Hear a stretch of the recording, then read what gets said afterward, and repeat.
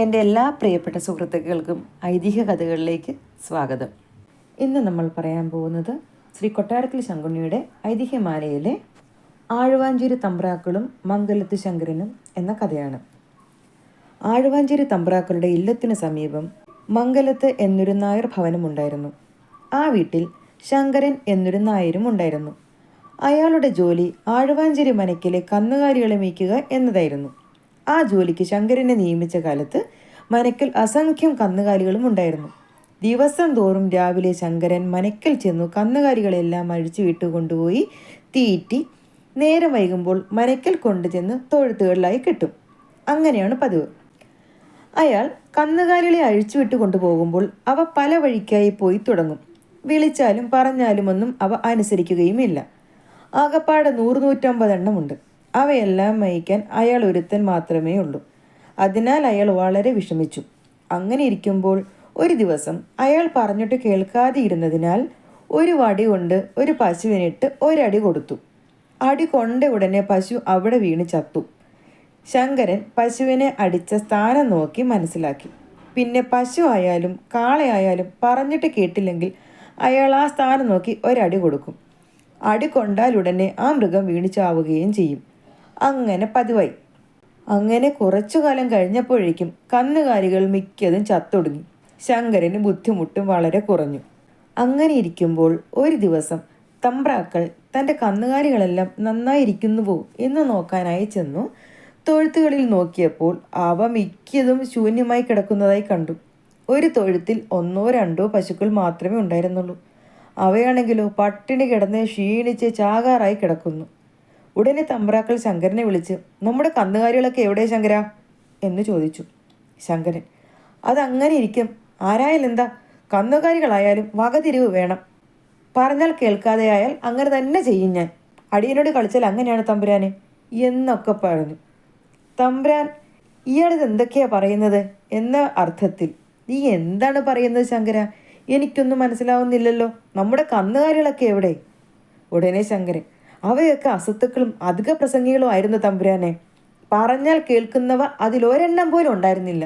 വീണ്ടും തമ്പുരാൻ, അതൊക്കെ ഇരിക്കട്ടെ ശങ്കര, അവ എവിടെ പോയി എന്ന് പറയൂ. ശങ്കരൻ, അവയെല്ലാം ചത്തുപോയി തമ്പുരാനെ. അയ്യോ, ചത്തുപോയെന്നോ? നീ എന്താ ശങ്കര ഈ പറയുന്നത്? തമ്പുരാൻ പെട്ടെന്ന് ചോദിച്ചു. പറഞ്ഞാൽ പറഞ്ഞതുപോലെ കേൾക്കാഞ്ഞിട്ട് അടിയൻ ഓരോ വീക്ക് വെച്ച് കൊടുത്തു. എല്ലാം അപ്പം തന്നെ മറിഞ്ഞു വീണിച്ചാവുകയും ചെയ്തു. അവയെല്ലാം അസത്തുക്കളായിരുന്നു തമ്പുരാനെ. അങ്ങനെയുള്ളവ നമുക്ക് വേണ്ട. തെക്കോട്ട് പോകാൻ പറഞ്ഞാൽ വടക്കോട്ട് പോകും, വടക്കോട്ട് പോകാൻ പറഞ്ഞാൽ കിഴക്കോട്ട് പോകും. അങ്ങനെയുള്ളവയൊക്കെ നമുക്കെന്തിനാണ്? തമ്പ്രാക്കൾ, അയ്യോ എടാ മഹാഭാബി, നീ ചതിച്ചല്ലോ. മുതൽ പോയതോ പോയി, അത് വല്ലതും ആവട്ടെ. നീ ഈ മഹാപാപമെല്ലാം കെട്ടിവെച്ചല്ലോ. അത് മാത്രമല്ല, ഇതിൻ്റെ ഒരു അംശം നമ്മുടെ തറവാട്ടിലേക്കും എത്തുമല്ലോ. നീ ഇനി എത്ര കാലം നരകം അനുഭവിച്ചാൽ ഈ പാപമെല്ലാം തീരും? ഇത് വളരെ വളരെ കഠിനമായി പോയി ശങ്കര എന്ന് തമ്പ്രാക്കൾ പറഞ്ഞു. ഇത് കേട്ട ശങ്കരൻ, അയ്യോ, അടിയൻ അതൊന്നും വിചാരിച്ചില്ല. അടിയൻ അതൊന്നും അറിയാനും വയ്യല്ലോ തമ്പുരാനെ. പാപമെന്ന് പറഞ്ഞാൽ എന്താണ് തമ്പുരാനെ? അവിടുന്ന് പാപമെന്നും നരകമെന്നും അരുൾ ചെയ്യുന്നതിൻ്റെ സാരം അടിയന് മനസ്സിലാവുന്നില്ല തമ്പുരാനെ എന്നിങ്ങനെ പറയാൻ തുടങ്ങി. ശങ്കരൻ കേവലം മൃഗപ്രായനായിരുന്നു എന്നുള്ളത് പറയണമെന്നില്ലല്ലോ. അയാൾ പാപമെന്നും പുണ്യമെന്നും നരകമെന്നും സ്വർഗമെന്നും എന്നൊന്നും കേട്ടിട്ടുണ്ടായിരുന്നില്ല. അയാൾ ഒടുവിൽ പറഞ്ഞത് കേട്ടിട്ട് തമ്പ്രാക്കൾ പാപപുണ്യങ്ങളെയും നരകസ്വർഗങ്ങളെയും മറ്റും വിസ്തരിച്ചു പറഞ്ഞു കേൾപ്പിച്ചു. ഓരോരോ നരകങ്ങളുടെയും നരകാനുഭവങ്ങളുടെ കഷ്ടതകളും പറ്റി തമ്പ്രാക്കൾ വിവരിച്ചു പറഞ്ഞത് കേട്ടപ്പോൾ ഭയവും വ്യസനവും സഹിക്കാൻ പാടില്ലാതെ ശങ്കരൻ കരഞ്ഞു തുടങ്ങി. അയാൾ കേവലം മൂഢനായിരുന്നുവെങ്കിലും അയാൾക്ക് തമ്പ്രാക്കളെക്കുറിച്ച് വളരെ ഭക്തിയും അവിടുത്തെ വാക്കിൽ ദൃഢമായ വിശ്വാസവും ഉണ്ടായിരുന്നു. അതിനാൽ അയാൾ വ്യസനിച്ചു കരഞ്ഞു തൊഴുതുകൊണ്ട്, അടിയൻ്റെ അറിവില്ലായ്മ കൊണ്ട് ഇങ്ങനെയൊക്കെ ചെയ്തു പോയി തമ്പുരാനെ. ഇനി ഈ മഹാപാപം തീരാൻ വല്ല വഴിയുമുണ്ടോ? അടിയൻ എന്ത് ചെയ്താൽ ഈ മഹാപാപം തീരും? അതുകൂടി പറഞ്ഞു താ തമ്പുരാനെ എന്നിങ്ങനെ കരയാൻ തുടങ്ങി. ഇത് കേട്ട തമ്പ്രാക്കൾ, ഈ മഹാപാപം തീരാൻ ഗംഗാസ്നാനമല്ലാതെ മറ്റൊരു മാർഗവുമില്ല.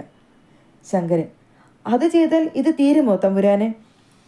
തമ്പുരാക്കൾ, അത് സംശയിക്കാനുണ്ടോ? കാശിയിൽ പോയി ഗംഗാസ്നാനവും വിശ്വനാഥ ദർശനവും കഴിച്ചാൽ തീരാത്ത പാപമില്ല ശങ്കര. എന്നാൽ അടിയൻ ഇപ്പോൾ തന്നെ യാത്രയാവുകയാണ്. ഇനി ഈ പാപം തീർത്തിട്ടില്ലാതെ മറ്റൊരു കാര്യവുമില്ല. ഇപ്രകാരം പറഞ്ഞ് തമ്പ്രാക്കളെ ഭക്തിപൂർവ്വം വന്ദിച്ചുകൊണ്ട് ശങ്കരൻ നായർ കാശിക്ക് യാത്രയായി. അങ്ങനെ ഇരിക്കുന്ന കാലത്ത് ഒരു ദിവസം കാശി വിശ്വനാഥനോട് അവിടെ വസിക്കുന്ന ദേവി ശ്രീ പാർവതി ഭഗവാനോട് ചോദിക്കുകയാണ്, അല്ലയോ ഭഗവാനെ, ഗംഗാസ്നാനം ചെയ്യുന്നവരെല്ലാം പാപവിമുക്തരായി മോക്ഷത്തെ പ്രാപിക്കുമെന്നാണല്ലോ പറയുന്നത്. എന്നാൽ അസംഖ്യം ആളുകൾ ഇവിടെ വന്ന് ഗംഗാസ്നാനം കഴിച്ചു പോകുന്നുമുണ്ട്. ഇവർക്കെല്ലാം മോക്ഷം ലഭിക്കുമോ? ഇത് കേട്ട ഭഗവാൻ, അങ്ങനെ ഒന്നുമില്ല ദേവി. ഭക്തിയും വിശ്വാസവുമാണ് പ്രധാനം. അവയുണ്ടെങ്കിലല്ലാതെ മോക്ഷപ്രാപ്തി ഉണ്ടാവുകയില്ല.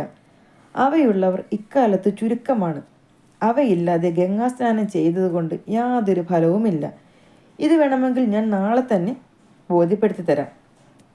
ഈ സംഭാഷണം നടന്നതിൻ്റെ പിറ്റേ ദിവസം രാവിലെ നമ്മുടെ ശങ്കരൻ നായർ കാശിയിലെത്തി.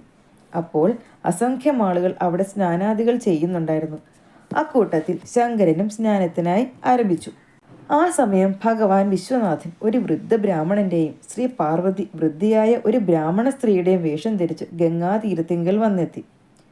ആ വൃദ്ധ ബ്രാഹ്മണൻ വിറച്ച് വിറച്ച് ചെന്ന് നദിയിലേക്ക് ഇറങ്ങാനേ ഭാവിച്ച സമയം കാൽ തെറ്റി വെള്ളത്തിൽ വീണു. അവിടെ കിടന്ന് മുങ്ങുകയും പൊങ്ങുകയും വെള്ളം കുടിക്കുകയും ചെയ്ത് മരിക്കാൻ ഭാവിച്ചു. അയ്യോ, എൻ്റെ ഭർത്താവ് ഇതാ വെള്ളത്തിൽ വീണു. അദ്ദേഹത്തിന് നീന്താൻ അറിഞ്ഞുകൂടാ. ആരെങ്കിലും അദ്ദേഹത്തെ പിടിച്ചു കയറ്റി രക്ഷിക്കണേ. അദ്ദേഹം ഇതാ വെള്ളം കുടിച്ച് മുങ്ങിപ്പോവുകയാണേ എന്ന് ഉറക്കെ വിളിച്ചു പറഞ്ഞ് നിലവിളിച്ചു. അത് കേട്ട് സ്നാനം കഴിച്ചു കൊണ്ടിരുന്ന ജനങ്ങളെല്ലാം ഓടിയെത്തി. ആ കൂട്ടത്തിൽ നമ്മുടെ ശങ്കരനും ഉണ്ടായിരുന്നു. എല്ലാവരും അടുത്ത് ചെന്നപ്പോൾ ബ്രാഹ്മണ സ്ത്രീ, പാപം തീരാത്തവരാരും എൻ്റെ ഭർത്താവിനെ തൊടരുതേ. പാപമുള്ളവർ തൊട്ടാൽ അപ്പോൾ അദ്ദേഹം മരിച്ചു പോകും എന്ന് പറഞ്ഞു. ഇത് കേട്ട് പാപം തീർന്നോ ഇല്ലയോ എന്ന് എങ്ങനെ നിശ്ചയിക്കാം? നാം നിമിത്തം ഒരു ബ്രാഹ്മണൻ മരിച്ചു എന്ന് വരുന്നത് കഷ്ടമാണല്ലോ. അതുകൊണ്ട് അത് വേണ്ട എന്ന് വിചാരിച്ച് എല്ലാവരും പിന്മാറി. അപ്പോൾ നമ്മുടെ ശങ്കരൻ, ഗംഗാസ്നാനം ചെയ്താൽ സകല പാപവും തീരുമെന്നാണല്ലോ എൻ്റെ തമ്പുരാൻ അരുളി ചെയ്തിട്ടുള്ളത്. എനിക്കിനി പാപം എവിടെയാണ്? എൻ്റെ സകല പാപങ്ങളും തീർന്നിരിക്കുന്നു എന്ന് പറഞ്ഞുകൊണ്ട് ആ ബ്രാഹ്മണനെ പിടിച്ചു കയറ്റി. ഭഗവാനും ഭഗവതിയും അവിടെ നിന്ന് പോയതിനു ശേഷം ഇന്ന് അവിടെ സ്നാനം കഴിച്ചിട്ടുള്ളവരിൽ എന്നെ പിടിച്ചു കയറ്റിയ ആ ഒരുവന് മാത്രം മോക്ഷമുണ്ട്. അവൻ്റെ വിശ്വാസം കണ്ടില്ലേ എന്ന് ഭഗവാൻ അരുളി ചെയ്യുകയും ദേവി സമ്മതിക്കുകയും ചെയ്തു. പൂർണ്ണ വിശ്വാസത്തോടും ഭക്തിയോടും കൂടി ഗംഗാസ്നാനം ചെയ്യുകയും വിശ്വനാഥനെ ദർശിക്കുകയും വിശേഷിച്ചും ലോകൈകനാഥനായിരിക്കുന്ന ഭഗവാന്റെ കരസ്പർശനത്തിന് ഭാഗ്യം സിദ്ധിക്കുകയും ചെയ്ത ആ ശങ്കരന് മോക്ഷം കിട്ടുമോ എന്നുള്ളത് സംശയിക്കാനില്ലല്ലോ. അയാൾ കാശിയിൽ വെച്ച് തന്നെ അചരേണ ഭഗവത് സായുജ്യത്തെ പ്രാപിച്ചു.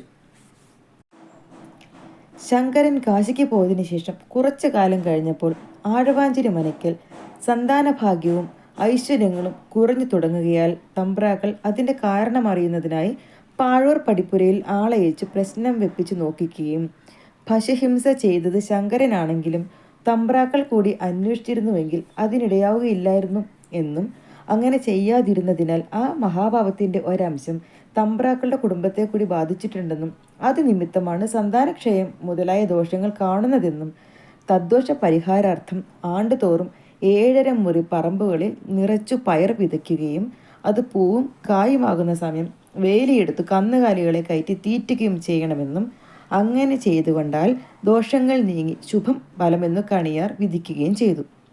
ആ വിധിപ്രകാരം 3 കൊല്ലം ചെയ്തപ്പോഴേക്കും മനയ്ക്കൽ സന്താനവും സമ്പത്തും എന്ന് വേണ്ട സകല ഐശ്വര്യങ്ങളും പൂർവാധികം വർദ്ധിക്കുകയാൽ ഈ പുണ്യകർമ്മം അത് അവിടെ ഇപ്പോഴും നടന്നു വരുന്നുണ്ടെന്നാണ് കേൾവി. എന്നു മാത്രമല്ല, പശുക്കളെ വളർത്തുന്നത് എങ്ങനെയായാലും ഒടുക്കം ദോഷകരമായേ പരിണമിക്കുകയുള്ളൂ എന്നും അതിനാൽ മേലാൽ നമ്മുടെ ഇല്ലത്ത് ആ ഏർപ്പാടേ വേണ്ട എന്നും തമ്പ്രാക്കൾ തീർച്ചപ്പെടുത്തി. അക്കാലം മുതൽ ആഴവാഞ്ചേരി മനയ്ക്കൽ പശുക്കളെ വളർത്തുക പതിവില്ല. ഇങ്ങനെ ഓരോ കാരണങ്ങളാൽ പകരാദികളായ 10 കൂട്ടം ആ മനയ്ക്കൽ ഇല്ലാതായി തീർന്നു. അതിനെപ്പറ്റി കേട്ടിട്ടുള്ള ഒരു ശ്ലോകം താഴെ പറയുന്നു. പായും പരമ്പും പശുപാത്രി പടറ്റി വാഴ പത്തായവും പലക പൈതൽ പണം തഥൈവ പായാതി പത്തിവ പടിപ്പരയോടുകൂടി തമ്പ്രാക്കൾ തൻ നിലേന നഹിയെന്ന് കേൾപ്പു. അപ്പോൾ ഇതാണ് നമ്മുടെ ആഴവാഞ്ചേരി തമ്പ്രാക്കളും ശങ്കരനും. അപ്പോൾ എല്ലാവർക്കും ഇഷ്ടമായി എന്ന് വിശ്വസിക്കുന്നു. എന്നും പറയുന്ന പോലെ ലൈക്ക് ചെയ്യാനും ഷെയർ ചെയ്യാനും സബ്സ്ക്രൈബ് ചെയ്യാനും മറക്കരുത്.